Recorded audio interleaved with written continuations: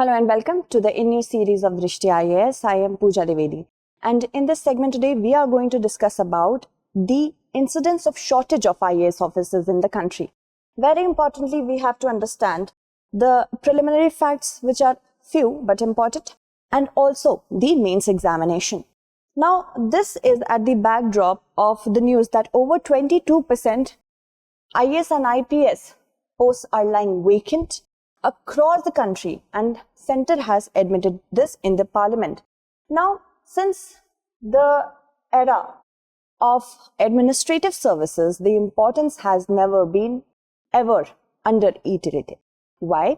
Because IAS officers are a steel frame under which the administration of the entire country works. Not only IAS, but IPS, IFS, many other cadres, many other segments. So one thing we have to understand, that we have to know about the current scenario, that is as on January 1st, 2021, there were 5,231 IAS officers across the country. 1515 was that is the amount of deficit that we have. These are fewer than the sanctioned strength of 6,746, and this is 22%, approximately 22% less IAS officers that we have right now. A total of 3,787 officers were direct recruits to the IAS, that is, of course, by the UPSC civil services, while 1,444 were promotees who were working in the state services. They performed well, and after that they got into the IAS and other services. Uttar Pradesh has the highest number of officers in the country, but it also has the highest number of vacancies, which is followed by Bihar, of course, UP, then comes Bihar. After that, we have West Bengal, Jammu and Kashmir, and also Maharashtra. So Maharashtra, West Bengal, Uttar Pradesh, Bihar, these are certain very huge states which need a lot of manpower for having the administration to work properly there. Jammu Kashmir as a union territory also needs a lot of support. The 𝐃𝐫𝐢𝐬𝐡𝐭𝐢 cadre, which serves not only in Arunachal Pradesh but Goa, Mizoram and the union territories, has 87 vacancies.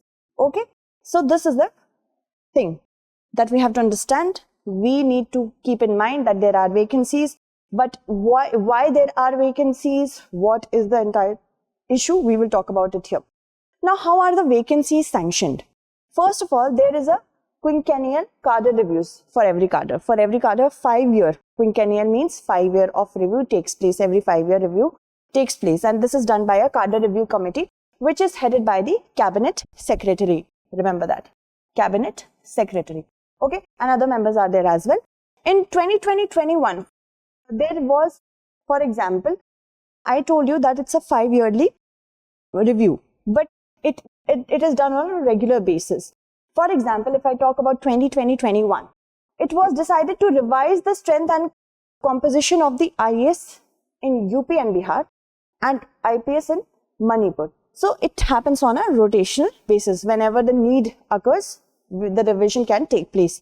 Then the B.S. Baswan committee has recommended the vacant posts in the center as well as the states can be filled by deputation. Deputies can be recruited where the number of deputations would be less than the present.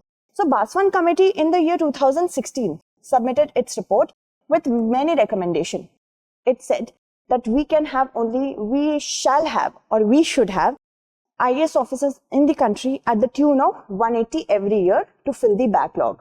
Now, if it exceeds 180, the capacity at Libasna, Lal Bahadur Shastri Academy of Administration, the capacity of there, it will be breached.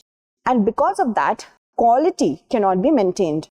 So this was one of the things. Secondly, they also recommended about reducing of age, which of course did not get accepted as of yet. Now, because of certain recommendations, in order to not underwhelm the administration academy and also not actually having too many officers, this was done. But now we see vacancies are still there. How is the recruitment done? Direct recruitees are taken by civil services examination every year. This is an annual examination for which all of you must be preparing. And this is also, the vacancies are taken into vacancies are announced by taking into consideration many things. How many officers are getting retired? What is the complexity of the administration nowadays? What is the population range? Many things are taken into account. Also, the state officers who come into the administration with the help of state examination, they are also promoted. And we also have lateral entry from private corporate sector, where specialization was achieved by certain corporates and then they could laterally enter. So this was something that we have to know. Now, impacts of the shortage are many.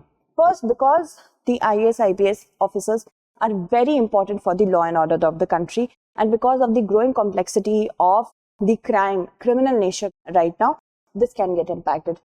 IAS officers precisely also help in the revenue collection, that can also get impacted. The judicial functions which they perform under their magistracy, that also gets impacted, and there is also a lack of morale. Once we know that we do not have a lot of manpower because there is a shortage of manpower, certain projects might get stalled, and that actually puts a dent, right? Moving on, if we talk about the conclusion, this vacancy is not something very new. In 1951, there were 957 officers, including 336 from the Indian Civil Services, against a sanctioned strength of 1232. Since 1951, we have been seeing that vacancies are there. It's not very new, but yes, the vacancies have increased. Vacancy deficit has increased. The shortage has been a constant feature, and that is ever since. The least in 2001, the least vacancy was in 2001, the most was in 2012. Okay, so Baswan committee recommendations, first we have to keep in mind, we have to balance quality and quantity both. We can increase the carrying capacity of Labasna, that could happen. And what about the salaries? How do we have to pay the salaries? The government exchequer has also keep that in mind. So many facets are there that we have to brainstorm through. Let's move on to the mains based question. With respect to the shortage of IAS officers in the country, what are the impacts that the administration goes through? In 150 words, write it down. Okay, so that's it for today. Tomorrow we shall meet again with another segment. Until then, stay updated, and thank you so much for watching.